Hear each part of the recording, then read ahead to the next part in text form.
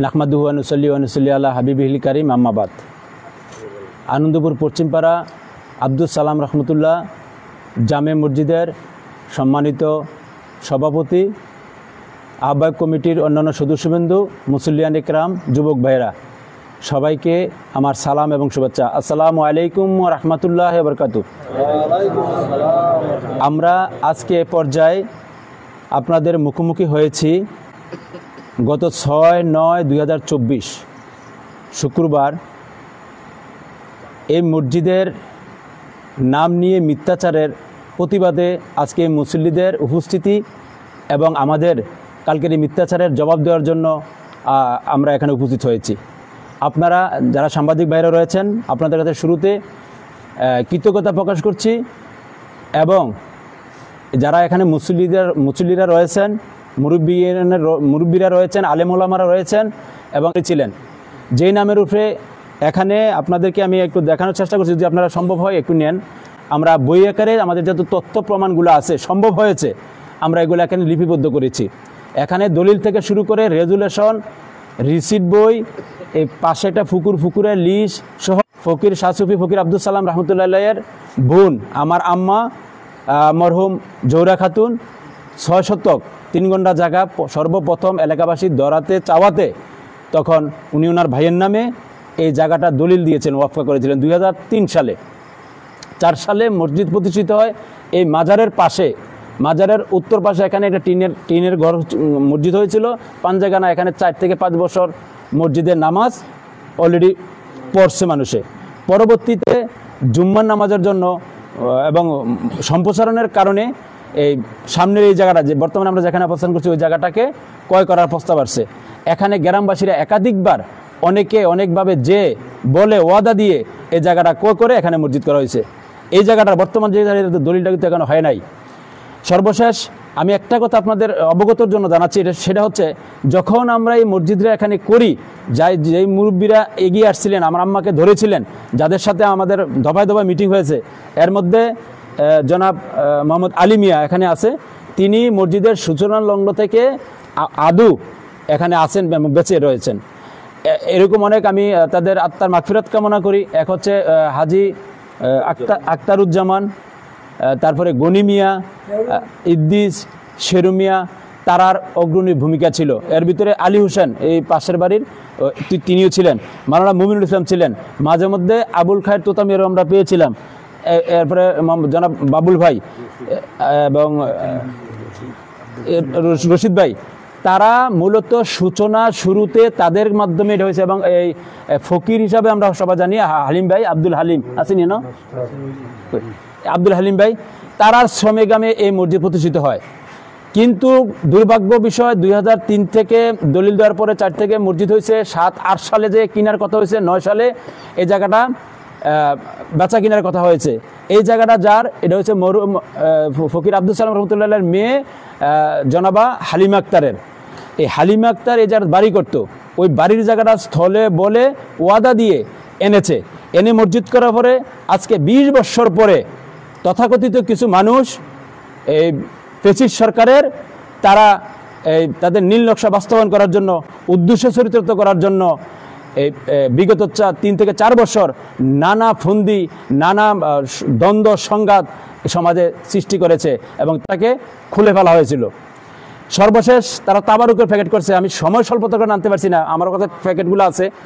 এই তাবারুকের প্যাকেটও পাক পাঞ্জাতের নাম দিয়ে, যেটার কোনো ভিত্তি নাই, যেটা মুসল্লিরা জানে না, সমাজের কেউ জানে না, দাতা হিসাবে আমরা জানি না, এমন একটা প্যাকেট ছড়াই দিয়েছিল।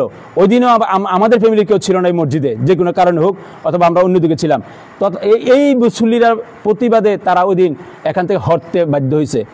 পরবর্তীতে অনেক ছড়াই উতরাই গেছে, যাওয়ার পরে তারা এই মসজিদ নিয়ে এখানে বিশাল প্রোগ্রাম করছে। ওই প্রোগ্রামকে বুঝে আনতে পারেন, হয়তো আমি একটা অন্য নাম, সুন্দর একটা নাম দিতে পারি, কিন্তু তারা যদি রাজি না হয়, তাদেরকে খুশি না করে এটা দেওয়ার ক্ষমতা আমার নাই, দোয়া করে দিলাম। কিন্তু এটার অপব্যাখ্যা অন্যভাবে নিয়ে তারা ভুলভাল করে মানুষকে কিছু বিভ্রান্ত করছে। পরবর্তীতে এখানে তারা এই তাবারুকের প্যাকেটকে কেন্দ্র করে জন্য এরকম করলো। পরের দিন আমরা একটা প্রতিবাদ সভা দিয়েছিলাম। ওই প্রতিবাদ সভার মধ্যে তারা পুলিশ পেটুয়া বাহিনী আনছে এবং এখানে আমাদের উপর আক্রমণ করছিল। এটি সবাই জানে, এবং এই তালাশ বাংলার ফেসবুক লাইভ ছিল, ওই লাইভ আপনার তালাশ বাংলায় ঢুকলে দেখতে পারবেন। আর আমরা এখানে এটার ভিতরে বিস্তারিত যা কিছু আছে আমাদের এই বইয়ের ভিতরে আমরা আমার বক্তব্য লিখে দিছি। তৃতীয় কথা হয়েছে, পরবর্তীতে চেয়ারম্যান পরিষদে এই বিষয়টা গেছে, উভয় পক্ষের বক্তব্য শোনার পরে ওনারা সময় নিছে এবং পরীক্ষা নিরীক্ষা করে লিখিতভাবে দিলে তারা এটা করবে বলছে, কিন্তু আদৌ হয় নাই।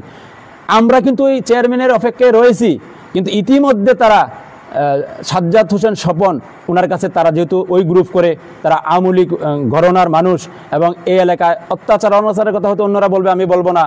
এই সমাজের অনেকে জিম্মি ছিল তাদের কাছে, এখনও জিম্মি রয়েছে।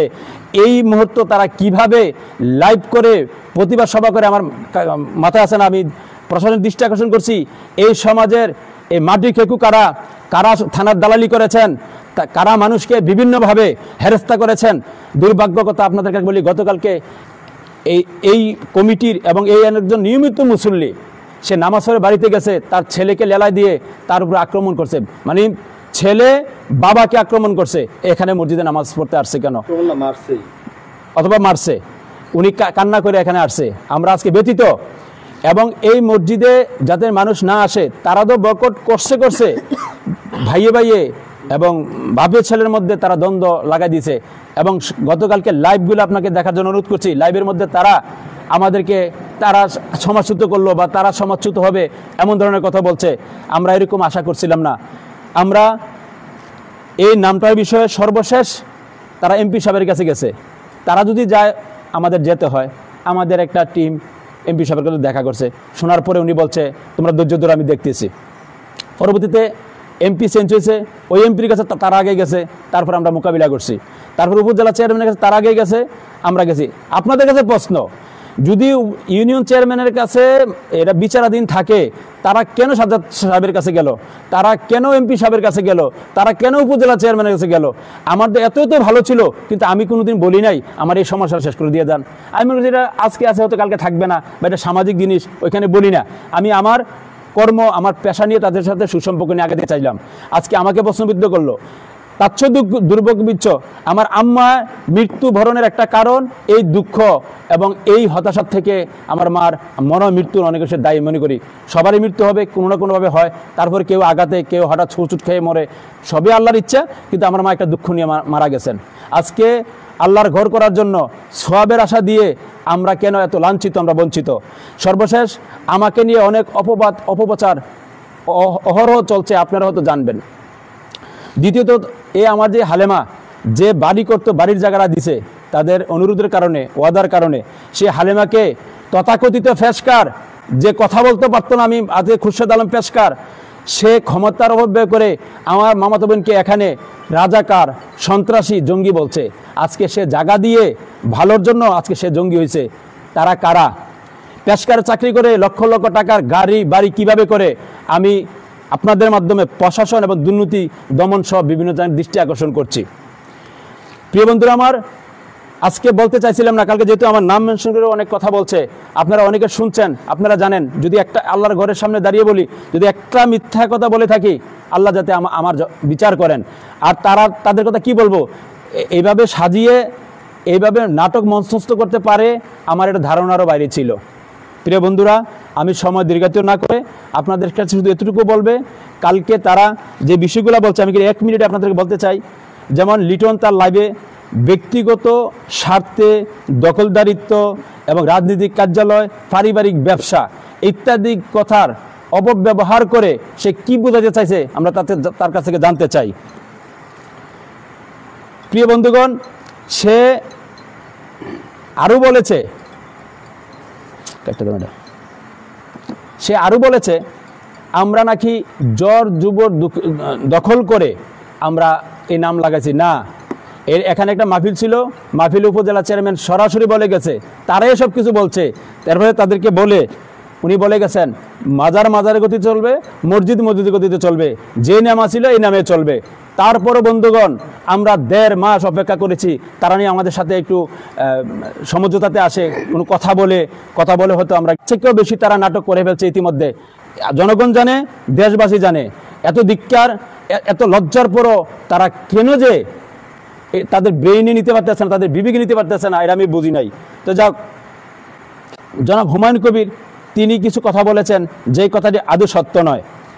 কেউ বলে তাদের ভিতরে দেখেন 3 জনে লাইভে 3টা বক্তব্য দিয়েছে। একজনে বলছে 4 বছরের আন্দোলন, অনেক কষ্ট করছে মসজিদ নিয়ে, তারা অনেক টাকা দিছে, অনেক পয়সা দিছে, এখন তারা কলজা ফাটিয়াতে নামাজ পড়তে পারে না। বরঞ্চ আমরা যখন 6 তারিখ এটা নামটা আগে ছিল, আসেও, কিন্তু এখানে নতুন মসজিদ করার কারণে নামটা ছিল না। এই গ্যাপটাকে তারা ব্যবহার করছে, বলে যদি বিতর্ক না থাকতো এটা কেন।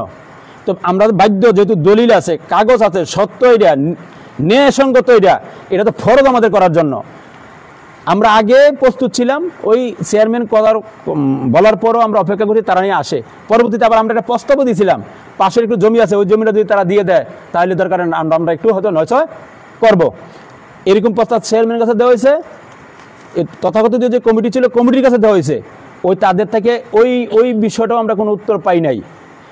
দেখেন, আমাদেরকে তারা উপজেলা চেয়ারম্যানের কাছে গেছে, আমরাও গেছি। উপজেলা চেয়ারম্যান প্রকাশ্যে এই মাঠে ঘোষণা দিয়ে গেছে, তারপরে অপেক্ষা করলাম, তাদেরকে প্রস্তাব দিলাম, তারা কোনো কর্ণপাতে করে নাই।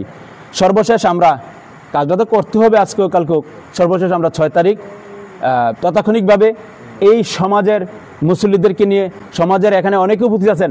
আসলে কি আমার নেতৃত্বে বা আমি এককভাবে লাগাইছি বা এটা আমার দখলদারিত্ব বলতে কিছু আছে? আপনি একটু বলেন, আছে? আমি কি শুরু থেকে মসজিদের কোনো কমিটি, কোনো বিষয় নিয়ে নাক গালাইছি? নাক গালানোর কারণও কেন আমাকে দৃষ্টি করে বা অন্য কাউকে দৃষ্টি করে এটাকে আল্লাহর ঘর দেখেন কত বড় পর্দা হলে মানুষ বেপরোয়া হয়ে যায়, মানুষ কখন মিথ্যাচার করতে করতে ধ্বংস হয়ে যায়। তারা এটাকে রাজনৈতিক কার্যালয় হিসাবে চিহ্নিত করতে চাচ্ছে, তারা এটাকে ব্যক্তিগত পারিবারিক ব্যবসায়িক হিসাবে আমরা দেখতে যাচ্ছে। কখনো আমাদের ভিতরেরই লালন করি না, লালন করবো না, এর আগে আল্লাহ পাক যাতে আমাদেরকে দুনিয়া থেকে উঠাইয়ে নেয়। কিন্তু তারা এটাকে এভাবে মানুষকে বিভ্রান্ত করতেছে। তৃতীয়ত কথা হচ্ছে, মৌলভী জাহাঙ্গীর সাহেব মাস্টার, তিনি বলছে যারা এটা করছি আমি কিছু সন্ত্রাসী নিয়ে করছি। আজকে ওনাকে কি আপনারা সন্ত্রাসী মনে হয়? উনি কি সন্ত্রাসী? এখানে অনেক উপস্থিত ছিলেন, আমরা সবাই থেকে ওই দিন 50 জন 60 জন লোক উপস্থিত থেকে আমরা লাগাইছি, এবং যারা 5 ওয়াক্ত মুসল্লি শুরু থেকে ছিল। আমার কাছে, বন্ধুদের কাছে প্রশ্ন, কালকে আপনারা যেই খানার আয়োজন করে মানুষকে কেউ মিলাদের দাওয়াত দিয়ে, কেউ একটু বৈঠক কাছে পরামর্শ করে নিছেন, নিয়ে যে প্রতিবাদ ছাড়িয়ে দিলেন, ওইখানে আপনারা যে বিষয়টা আমার জানা, আপনারা RSBS এর প্রশ্ন করছেন, আপনারা চিনেন RSBS CS সব আপনার কাছে আছে। আমি যদি বলি আপনাদের নাম মেনশন করে প্রতিটা যারা আপনারা কালকে লাইভে ছিলেন, আপনাদের RSBS যদি আমি শুরু করে দেই, আপনারা মানে এলাকা থাকার সুযোগ পাবেন না। আমরা কারোর দালালি করি নাই, আমরা মাটি খেকু না, আমরা কাউকে জিম্মি করি নাই, আমরা মিথ্যাচারী করি নাই, ষড়যন্ত্রী করি নাই, আমরা কাউকে কখনো ক্ষতি করি নাই। আমরা শান্তিতে বিশ্বাসী, সম্প্রীতিতে বিশ্বাসী। এই বিশ্বাসী নিয়ে আপনাদেরকে আহ্বান করছিলাম। আমরা 6 তারিখ লাগাইছি, 9 তারিখ জুম্মা ছিল। 9 তারিখ জুম্মাতে ইমাম সাহেবের মাধ্যমে একটা কথা পাইলাম, তারা বলছে যেহেতু আমাদেরকে সারান আমরা লাগাইলেছে, তাদের যে বক্তব্য ছিল, আমি সত্য কথা যেটা বলি, তারা বলছে আমরা এই মসজিদে আর যাবো না। তখন আমরা 9 তারিখ জুম্মাতে আমি ব্যক্তিগতভাবে দাঁড়িয়ে এখানে বলছি, হুজুরের মাধ্যমে বলছি, আমি বলছি আল্লাহর ঘর, নামাজ কারুন আল্লাহর, আপনারা নাম এটা ছিল, আপনারা চেষ্টা করছিলেন, পারেন নাই, আপনারা পারেন নাই, চেষ্টা করছিলেন, নাম এটা সত্য, তারও এটা মানছে, এটির তাদের প্রমাণ, সই, সাক্ষ্য সব এখানে আছে, ভিডিও আছে, অডিও আছে, তারা নিজেরাই মানছেন।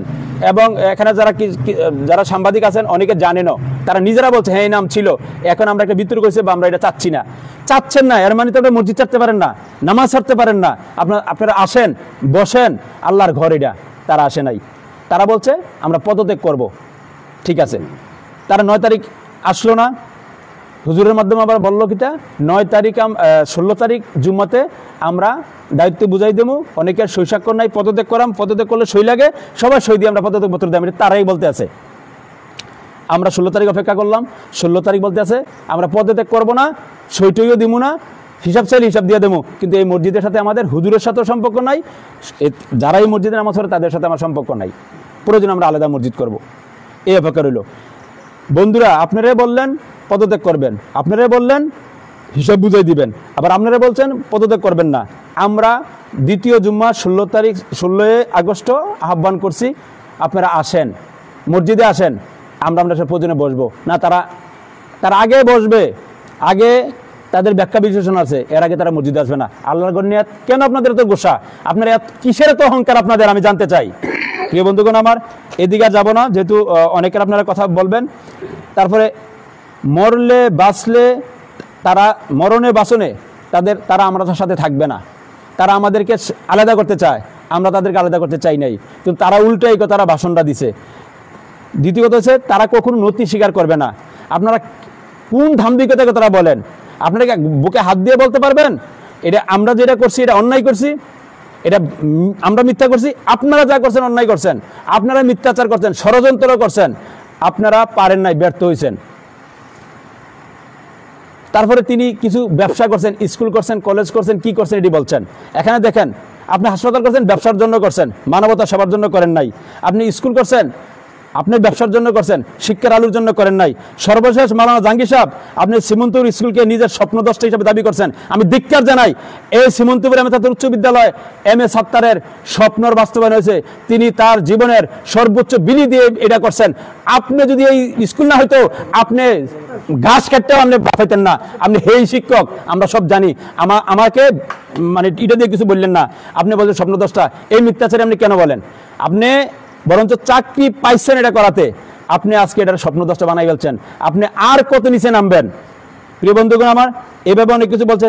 এখন রশিদ ভাইকে নিয়ে মায়া কান্না করছে। আমি রশিদ ভাইয়ের আত্মার মাগফিরাত কামনা করি। তিনি এই জায়গাটা ক্রয়ের বিষয়ে অনেক ভূমিকা রাখছেন, আপনারা জানেন। ওনার কারণে এই জায়গাটা ক্রয় করছে, তিনি নিজে ওয়াদা করে আনছেন। এবং সর্বশেষ উনি মারা যাওয়ার আগে এখানে দাঁড়িয়ে, আমি সাংবাদিক ভাইয়ের আগে মনে একটা ব্রিফিং দিয়েছিলাম, এই মসজিদে এই জুম্মাতে আপনাদের সামনে উনি বলে গেছিলেন না, এইটা নিয়ে আপনারা কেউ কিছু বলবেন না, আমি ওয়াদা দিয়ে আনছি। এটা বলছিল কিনা? আজকে দেখেন, আজকে রশিদ ভাইকে ব্যবহার করতে চায়, কিন্তু রশিদ ভাই যে কথাটা বলছে এই কথা ধারে কাছেও তারা নাই। প্রিয় বন্ধুগণ আমার, মিথ্যার একটা সীমা থাকা দরকার। তারা কালকে যা করছে, মানে একটা মানুষের জন্য আর কোনো কিছু দেয়ালে ফের ঠিকে যায়, আর কিছু থাকে না, তখন তারা পাগলের ফলাপ বলে। তার থেকেও বেশি পাগলামি তারা কাল করে ফেলছে। এরপরে কি নিয়ে করছেন রে ভাই? সত্যের জন্য করতেন, ন্যায়ের জন্য যদি করতেন মন্ডারে বুঝাইতাম, কিন্তু আপনারা মানুষকে বিভ্রান্ত করছেন, সমাজকে বিভ্রান্ত করছেন। সর্বশেষ আল্লাহর ঘরের সাথে আপনারা বিদ্রোহ ঘোষণা করেছেন। আমরা করি নাই। আল্লাহর ঘর আল্লাহর ঘরে থাকবে, এটা আমরা রাজনৈতিক কার্যালয় হিসেবে চাই নাই, এনে ইবাদত করতে চাই। আপনারাও আসেন, আজকের মাধ্যমে বলি, সব ভুল বুঝে আপনারা মেহেরবানি করে বিবেকের কাছে একটু প্রশ্ন করেন, আপনারা এতদিন কি করছেন। আপনারা আসেন, সর্বোচ্চ সম্মান দিয়ে আপনাদেরকে আমরা বরণ করে নেব, কিন্তু আল্লাহর ঘর থেকে আপনারা বিভাজমান হবেন না। আমি আহ্বান করব, আপনারা নামাজ পড়েন, মসজিদে আসেন। প্রিয় বন্ধুগণ,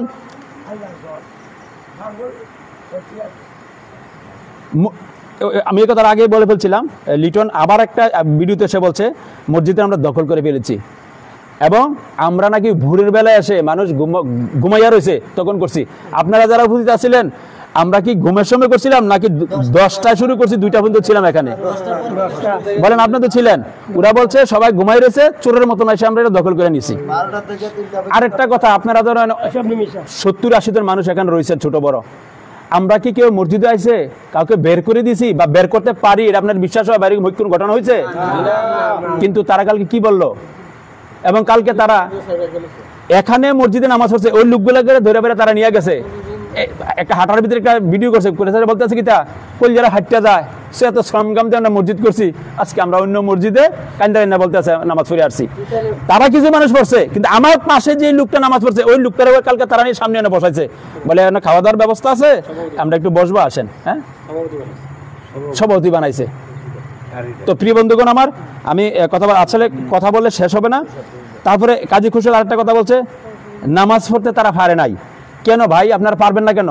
আপনার জন্য অলওয়েজ খোলা, 5 ওয়াক্ত না, যদি আমরা 10 ওয়াক্ত চান, আল্লাহর ঘর মসজিদ শুধু আপনার না, সমাজের দেশের যে কোনো মানুষ এখানে যে কোনো বিষয়ে উন্মুক্ত সবার জন্য। শুধু এই মসজিদ বলে না, সব মসজিদে আল্লাহর ঘরে মানুষ ইবাদতবন্দি করবে, নামাজ পড়বে, এটাই স্বাভাবিক বিষয়। এখানে বাজার যে কথা বলছেন, তীব্র নিন্দা দেলাই, এই মিথ্যাগুলা আপনারা ছাড়েন, আপনারা ভালো পথে আছেন, সত্যকে ধারণ করুন। তারপরে দেখেন, একজন পেশকার শুরু থেকে শেষ পর্যন্ত আপনারা জানেন, শুধু কিতা ডাইনে বামে গেলে টাকা ঢুকে। আসলে যারা মিথ্যাচার করে, চরিত্রের সমস্যা থাকে এবং ঘুষ খায়, তারা সত্যকে ধারণ করতে পারে না, তাদের ভিতরে আলো যায় না, কারণ এটা অন্ধকার হয়ে যায়। আর না হলে তার মতন ব্যক্তি একটা সাধারণ শিক্ষিত একটা ফেসকার হয়ে সে কিভাবে বলে মানে কারো নামে মসজিদ হয় না? আমি আজকে সাংবাদিক ভাই সবার কাছে বলি, দেশবাসীর কাছে বলি, ওলামা আলেমদের কাছে বলি, দেশে কি কোনো নামে মসজিদ নাই, হয় না? যদি না থাকে আমি নিজ দায়িত্বে এটা খুলে দেব। আর যদি বিভিন্ন নামে মসজিদ থাকে, কেন, কি ফতুয়ার কারণে, তুমি কোন জ্ঞানে বলো কোনো নামে মসজিদ হয় না? তোমরা অনেক ষড়যন্ত্র করছো, একবার বলছো মসজিদ হয় না, একবার করে কিন্না টাকা দিয়া করছো, একবার করে আমরা শ্রম দিয়া করছি, একবার করে ব্যক্তির নামে হয় না, এত কিছু কেন? তারপরে বলছে সমাজের 3 ভাগের 2 ভাগে এখন মসজিদে আসে না। প্রিয় বন্ধুগণ আমার, আজকে মনে হয় আপনারা এশার নামাজ পড়ছেন, এশার নামাজে বলো আজকে 1.5 হাজার মানুষ হয়েছে, মাগরিবের সময় প্রায় 2 হাজার মানুষ হয়, জুম্মাতে পুরা মসজিদ ফুরে। হয়তো তারা 8-10 জন মানুষ আছে, তার সাথে হয়তো আরো 8-10 জনকে যোগ করছে, 10-20 জন, 19-20 হইতে পারে, স্বাভাবিক, এটা হয়। তারা 10 জন এখানে চলে গেছে, বা 20 জন হয়তো চলে গেছে বা নিয়ে গেছে, কিন্তু মসজিদের কানা কানা পূর্ণ হয় এবং নামাজ পড়া হয়। মানে 100%-এর ভিতরে 80 থেকে 85% এখানের মুসল্লি এখানে নামাজ পড়েন, এটার পক্ষে আছেন, এবং তারা এখানে এই যে আমরা সামরিকভাবে জিনিসটা করছি, সবাইকে জানাইতেও পারি নাই, তারপরে এই যে উপস্থিতি, এটাতে কি বোঝায়? তারা খানার আয়োজন করছেন, মিলাদের কথা বলছেন, তারা একটা মত বিনিময় করবেন বলছেন, এত কিছু বলে আমার মুসল্লিরা টেনে তারা কালকে 41 জন না 50 জন করছেন, আর আমার এনে খানা নাই, কিচ্ছু নাই, মানুষ হয়েছে। আপনারা এটি আপনাদের বিবেক দিয়ে সাংবাদিক বন্ধুরা আপনারা একটু ধারণ করবেন। দ্বিতীয় কথা, এই সমাজ গঠনের বিষয় যে মাহবুব প্রভাষক বলছে ওকরারা গিরত লড়ায়। আমি যদি বলি তুমিও ওকরা, আগে তুমি ওকরা, যে একটা সমাজে বাস করে জন্মগ্রহণ করে এখানে হয় সে ওকরা হয় না। আর স্বাভাবিকভাবে যে জিনিসটা আমরা বুঝি, আমি যদি একবার থেকে আরেকবার যাই, এটা একটা এক হিসাবে ওকরা, আর মানুষ বলতে ওকরা না, আর ওকরা হলে সবাই ওকরা, আল্লাহর দুনিয়াতে সবাই ওকরা, কারণ আজকে আছি কালকে আমরা নাই। আজকে এটাতে কি মেনশন করতে চাইছো তুমি? তোমার বাড়ি কোথায় আছো, তুমি কোথায় গেছো, তোমার জন্ম কোথায় হয়েছে? সুতরাং মানুষকে ভেবে করো না, যাকে উদ্দেশ্য করে হয়তো বলছো তার জন্ম এখানে, এনের মাটি বাসা বড় হয়েছে, তো যাক, এভাবে কথা বলা ঠিক না। সমাজ সুন্দরভাবে পরিচালনা করো, এটা আমরা চাই। প্রিয় বন্ধুগণ আমার, মসজিদ থেকে বের করে কথা আমরা বলছি, এটা আগে বলে বলছি, এটা ও বলছে, কিন্তু মসজিদে তারা আসে নাই, বর্জন করছে, প্রত্যাখ্যান করছে, তাই এখানে আর বার করানোর কোনো সুযোগ আসেনি। আর মসজিদে কেউ কারো বার করে না, আমি জীবনে শুনি নাই, দেখি নাই, আমার ভিতরে এগুলা নাই। তারাই নিষেধ করতে মসজিদে আসার জন্য মানুষ অনেকে। বন্ধুগণ, আরেকটা কথা আপনাদেরকে বলি, শেষ দিকে আমি চলে আসছি। একটা মানুষে কি চ্যালেঞ্জও দিতে পারে, আবার সমঝোতার কথা বলতে পারে, প্রতিউত্তর ঘোষণা দিতে পারে, আবার আশাও করতে পারে। কালকে তারা আমাদেরকে হুমকিও দিচ্ছে, আবার আমরা দখল করছি বলছে, তাদেরকে বের করে দিতে বলছে, আবার আমাদের কাছে লুকো পাঠাইছে, আবার ফোনও দিছে, আবার মসজিদ তারা অন্য জায়গায় করে ফেলবে এমন ঘোষণাও দিছে। চুপ, তারা 9টা, কালকে রাতে 9টা পর্যন্ত আমাদেরকে একটা আলটিমেটাল দিছে, আবার 1 সপ্তাহের একটা আলটিমেটাল দিছে, আবার করে ফেলবো দিছে। আরে ভাই, তোমাদের শ্রমকাম আছে, আমাদেরও তো শ্রমকাম আছে, আমরা হয়তো জায়গাটা দিছি, গ্রামবাসীরা মিলে মসজিদরা করছে, তোমাদের অধিকার আছে, তোমরা শ্রম না দিলেও আছে, টাকা না দিলেও আছে, তোমরা এখানে আসতে পারো, তোমাদের অধিকার আছে। কিন্তু তোমরা অন্য মসজিদ করতে চাও কেন, অন্যখানে যাইতে চাও? আমরা তো চাই না, আমরা তো তোমাদের কিনে অপেক্ষা করছি, তোমরা চক্রান্ত করছো, আমরা মোকাবিলা করছি। কিন্তু তোমরা মানুষকে এই ফুটপাট করে প্রতিটা ঘরের সংঘাত সংঘর্ষ লাগা দিয়েছে বিস্ফোরা। তারা কালকে একটা শেখ হাসিনার পতনটা যেভাবে হয়েছে, তারা এরকম তারা একটা বিপ্লব ঘটাতে চাইছিল, কিন্তু যাদেরকে দিয়ে ঘটাবে যখন তারা উল্টাপাল্টা করা শুরু করছে, তখন ছেলেরা থেমে গেছে। এই খবর আমাদের কাছে আছে, কিন্তু আমরা বিপ্লব ঘটাবো না, আপনাদের কাছে ভরণ করে নেব। আপনারা প্রতিহত করবেন, করেন, আমরা আজ প্রস্তুত আছি, আমরা সংঘাত চাই নাই, আমরা আহ্বান করছি। কিন্তু আপনারা যদি কি প্রতিহত করবেন, প্রতিহতের দিন তো আমরা চলে গেছে, এখন তো আমরা প্রতিরোধ করব। প্রিয় বন্ধুগণ আমার, যখন মানুষ ঘুমের মধ্যে থাকে তখন মানুষের হুঁশ থাকে না, কেউ কাপড় উঠে যায়, কেউ স্বপ্নে আজে বাজে জিনিসও দেখে। আপনারা সেই আজে বাজে স্বপ্ন দেখবেন না, গভীর ঘুমে আচ্ছন্ন থাকুন, আর নয়তো আপনারা যেটা ইচ্ছেটা করেন। যদি আপনারা এখানে ভালো লাগে আসেন, আহ্বান রইল, কিন্তু কোনো কন্ডিশন দিয়ে কোনো শর্ত দিয়ে আপনার সাথে বসার আর কোনো সুযোগ নাই, কারণ আপনারা সব সীমা পাড়িয়ে গেছেন। সর্বশেষ একটাই কথা বলতে চাই, আবারও আহ্বান করছি, আর যদি এখানে ভালো না লাগে আপনারা শান্তিপূর্ণভাবে আপনারা যেভাবে ইচ্ছা থাকতে চান, আমরা কোনো আপত্তি নাই। যদি আপনারা বিকল্প কিছু করতে চান, আমরা সহযোগিতা চান, আমরা সহযোগিতা করব। কারণ আল্লাহর ঘর করলে সবের বিষয়। যদি আপনারা এখানে ভালো না লাগে, অন্য নামাজ তো পড়তে হবে। আমরা যদি মুসলমান, আমাদের নামাজ পড়াটা ফরজ। সুতরাং নামাজ পড়তে যদি এখানে ভালো না লাগে অন্যখানে করেন, আমাদের সহযোগিতা চান, আমি ব্যক্তিগতভাবে সর্বোচ্চ আপনার সহ্য করাম। এবং এখানের যারা আছে, আপনারা যেহেতু এখানে শ্রমগাম আছে, আমরা শ্রমগাম অধিকারী টাকা দিয়ে হলে আপনাদেরকে আমরা সহযোগিতা করব। আপনারা কি এর সাথে একমত আছেন? কিন্তু তারপরও আমরা এটা নিয়ে আর বেশি বাড়াবাড়ি করতে চাই না। প্রিয় বন্ধুগণ, সর্বশেষ আপনাদের গাতে আমার এখানে বক্তব্য শেষ। আপনারা যদি ইচ্ছা করেন, আমাদের মূল বক্তব্যটা এখানে আছে, এটা আপনারা একটা ছবি তুলে নিলে আপনারা সহজ হবে নিউজ করতে অথবা বুঝতে।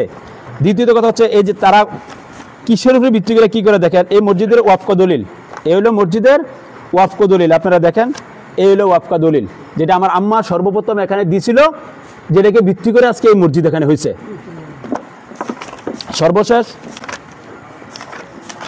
অন্যরা বিভিন্ন বিষয় নিয়ে একটু কথা বলবে। এই হলো বিভিন্ন অধিবেশনগুলা, নামের যে অধিবেশনগুলা, তাদের সই স্বাক্ষর অনেকের আছে।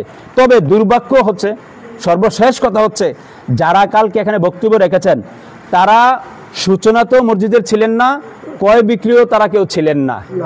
সুতরাং আপনারা বুঝে নিয়েন তারা কি চাচ্ছে, কি করতে চাচ্ছে। মানে তাদের দাম্ভিকতা, তাদের এই অহংকার তারা চূর্ণ করতে পারে নাই, তারা অহংকারকে ভয়পুর করে ফেলছে। এখানে আমার যে আশেপাশে আছে, তারা কিন্তু শুরুতেও ছিলেন, ক্রয় বিক্রিতেও ছিলেন, কিন্তু তাদের সাথে ক্রয় বিক্রিতে সরাসরি ছিল এমনও কোনো লোক নাই। এবং মসজিদ সূচনা থেকে 2003, 4, 5 সালে তাদের খবরও ছিল না। কিন্তু তারা আজকে নাম পরিবর্তন করতে যে এই এমপি মন্ত্রী পর্যন্ত ধোঁকাবাজি, সিটারি, বাটপারি সব করছে।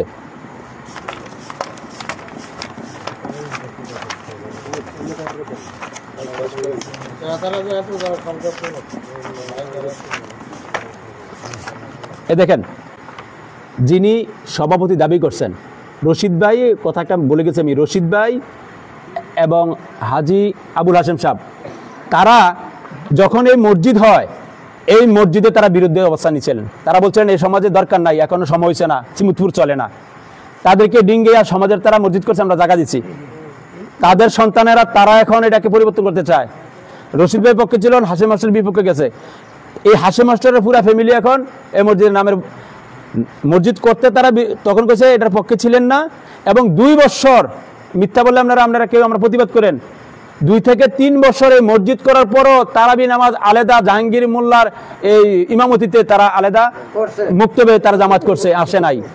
3য় বছর আসছে, তাদেরকে সর্বোচ্চ সম্মান দিছি। আর আজকে তারা এই সমাজে এই চূর্ণ বিচ্ছিন্ন বিখণ্ডিত করা তারা শুরু করছে। এবং এই হাসে মাসর দেখেন, এই মাহফিলের যে বিষয়টা, সভাপতি ছিল এটা দেখেন, উনি কি নামে আছে মসজিদের। আজকে কেন এই তালবাহানা, আজকে কেন এই ছিটারি, এই বাটপারি আল্লাহর ঘরকে নিয়ে? আপনারা সত্য আর মিথ্যা বলে বলে মানুষকে কিভাবে বিভ্রান্ত করবেন? আপনারা ভালো হয়ে যান। এই দেখেন, নাতে মুস্তাফা সাল্লাল্লাহু আলাইহি ওয়াসাল্লাম মাহফিল করছে সমাজবাদী সবাই মিলে, এখানে উনি সভাপতি। দেখেন কি নাম আছে এবং কত সালের আপনারা দেখে যান। আমার কাছে এখানে 40টা ডকুমেন্টস আছে এবং আমি বই আকারে করে রেখেছি। প্রিয় বন্ধুগণ, আরো আছে মাহফিলের বিষয় দেখেন। এটা 19 সালের মাসে আছে, আছে। এরপরে এই পুকুর আপনারা দেখেন, এই সামনে পুকুর, এই পুকুর কিন্তু এটা, এই পুকুরটা লিড দিয়েছিল। এই পুকুরের যিনি সেক্রেটারি কথা বলবে, জনাব হোসেন সাহেব, সভাপতি হাসিম সাহেব ছিল, তাদের সই স্বাক্ষরে এই দেখেন লিড দিয়েছে। এই পুকুরের নাম কি ছিল? তারপরে একটু নেন, একটু এডি নেন, দরকার আছে। এরপরে মসজিদে দেখেন, ওই বুদ্ধের একটা কথা বলছিলাম না, বুদ্ধের মুখে রাম নাম, ভাই একটু দেখেন, মাননীয় সংসদ সদস্যের কাছে তারা একটা আবেদন করছে, একটু ভাই একটা বুঝছি এটা নেন। তাদের সই স্বাক্ষরে এই মসজিদের ফেডে কি করছে, আবেদন করছে টাকার জন্য, মানে না জানি চালের জন্য। দেখেন এটা কি নামে করছে। আর আজকে তারা কি করতে চায়, এভাবে আপনাদের ধৈর্য তুজি করতে চায় না। সিরোসাই ক্যালেন্ডার, এটা ইসলামিক বসুন্ধরা, ঢাকা বসুন্ধরা থেকে পাঠাইছিল। দেখেন এটা কি নাম আছে। এইভাবে এখানে 40টা ডকুমেন্টস আছে। আর তার চেয়ে বড় কথা হচ্ছে, সত্য হচ্ছে শুরু হয়েছে সালাম শাহ নামে, তার উসিল্লায়। এটা কি সত্য নি?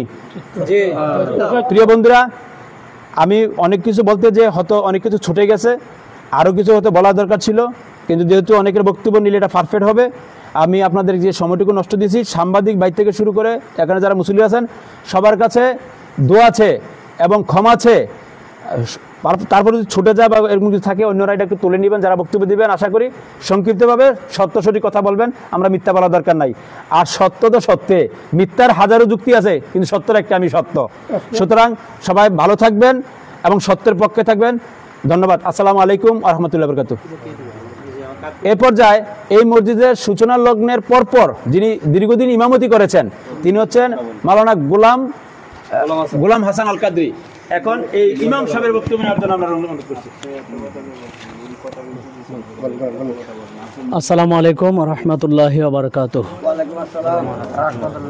মসজিদটির সূচনা লগ্নে সেখানে কোনো বেতনধারী ইমাম ছিল না। সেক্ষেত্রে 2007 সালের জুন মাসের 28 তারিখ পর্যন্ত আমি বিনা বেতনে সেখানে মসজিদের ইমামতের দায়িত্ব পালন করি। যে বিষয়টা নিয়ে আসলে সমস্যা তৈরি হয়েছে এখন, এই বিষয়টি একটি মীমাংসিত বিষয়। পুনরায় এটাকে ইস্যু হিসাবে সমাজে অনুপ্রবেশ ঘটিয়ে সমাজের মধ্যে একটি বিভক্তি এবং দ্বন্দ্ব তৈরি করা হয়েছে, যা দিনকে দিন সংঘাতের দিকে যাচ্ছে, যা কোনো সমাজের জন্য কাম্য নয়, আমরাও আশা করছি না।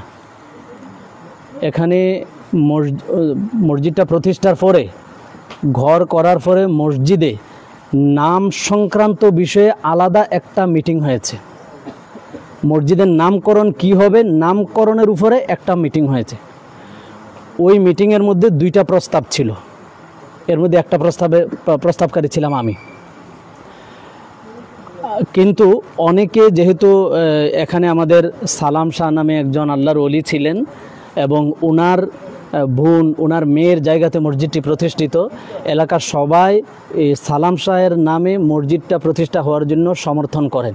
সেই কারণে আমি আমার প্রস্তাবের উপরে দৃঢ় না থেকে আমিও ওনাদের প্রস্তাবটা গ্রহণ করে নিই আর কি, এলাকার একজন বাসিন্দা হিসাবে। তো যাই হোক, ওই মিটিংয়ে সর্বসম্মত সিদ্ধান্ত হয়েছে।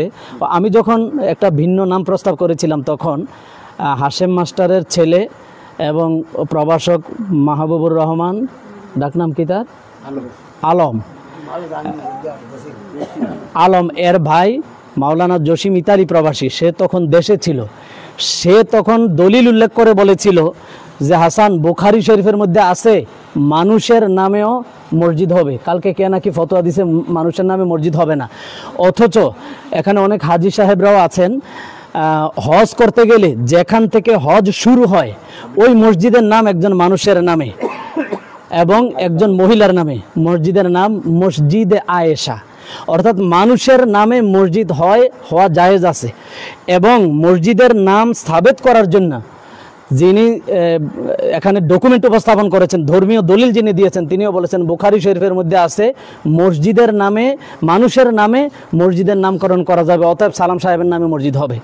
সুতরাং সর্বসম্মত সিদ্ধান্ত। আজকে বইটা দেখি, এটা কত তারিখে বইটা কই?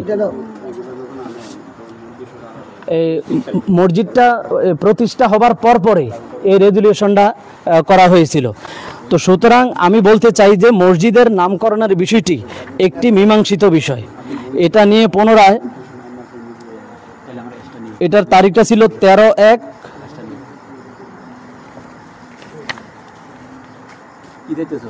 মসজিদের নামকরণ সংক্রান্ত এটা রেজুলেশনটা ওই যে এখানে যে মসজিদ করার পরিকল্পনা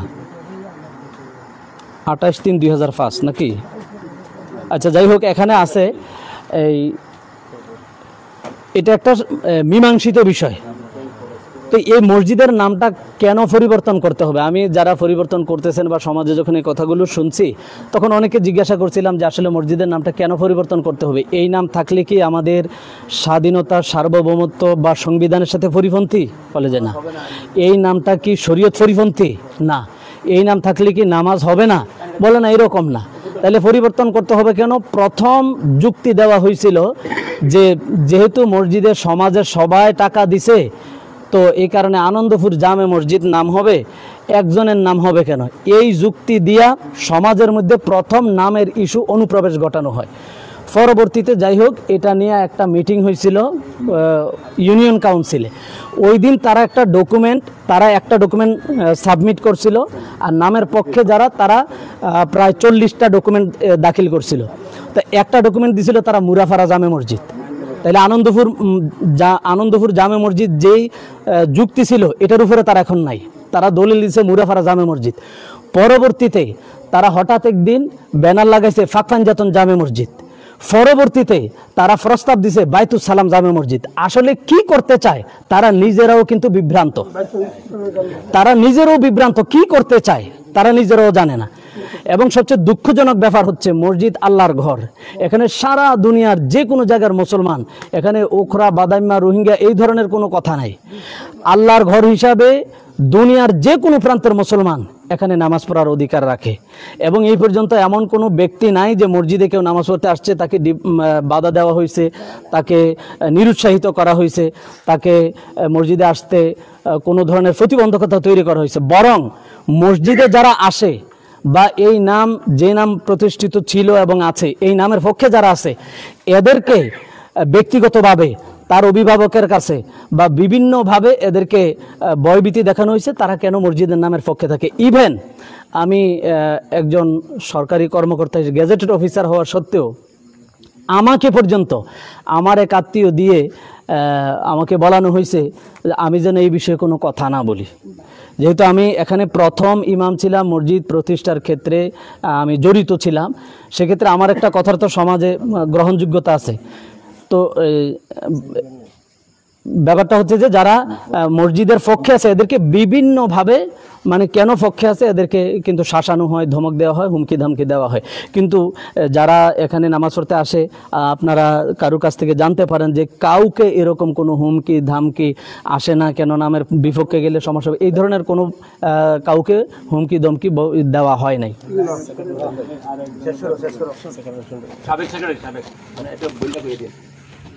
মসজিদের সাবেক সেক্রেটারি জনাব মোহাম্মদ হোসেন।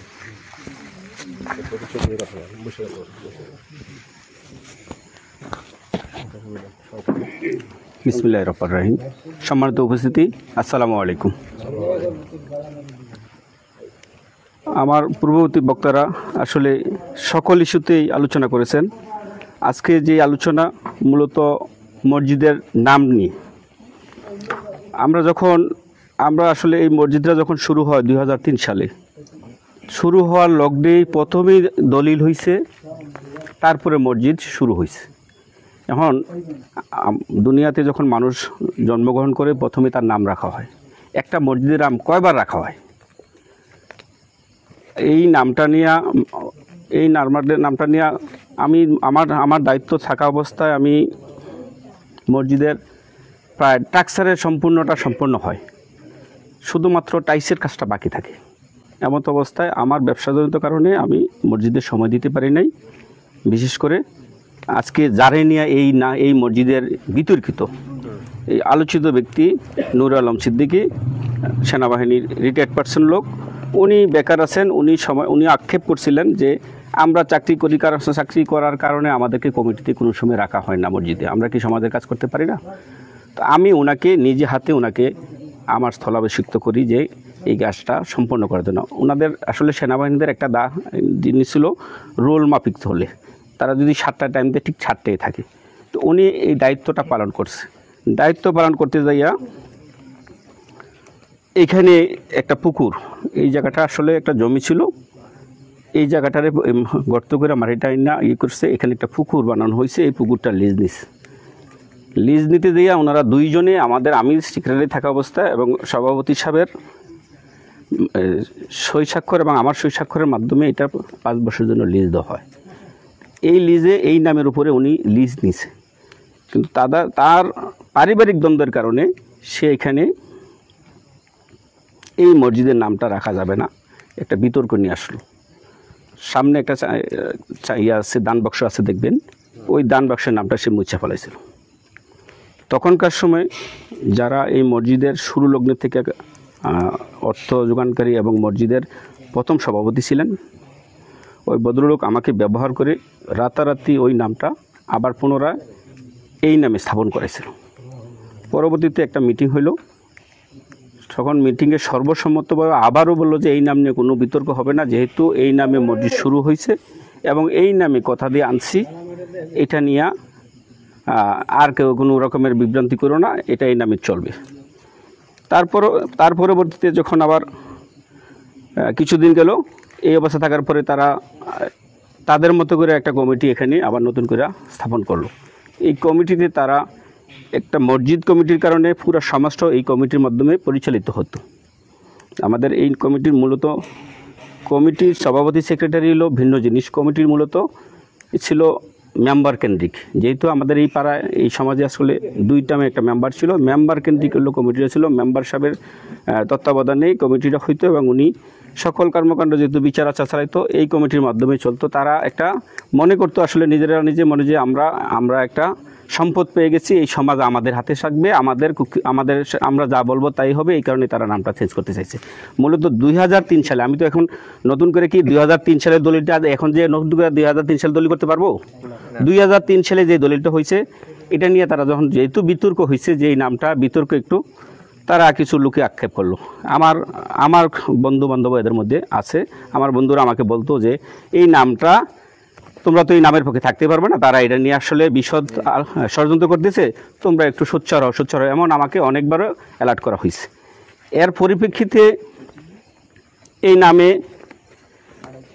তাদের সাথে যখন আলোচনা হয় এই নামের সমস্যা কী কারণে আমরা নামটা চেঞ্জ করবেন, তাদের থেকে কোনো রকমের সদুত্তর পাওয়া যায়নি।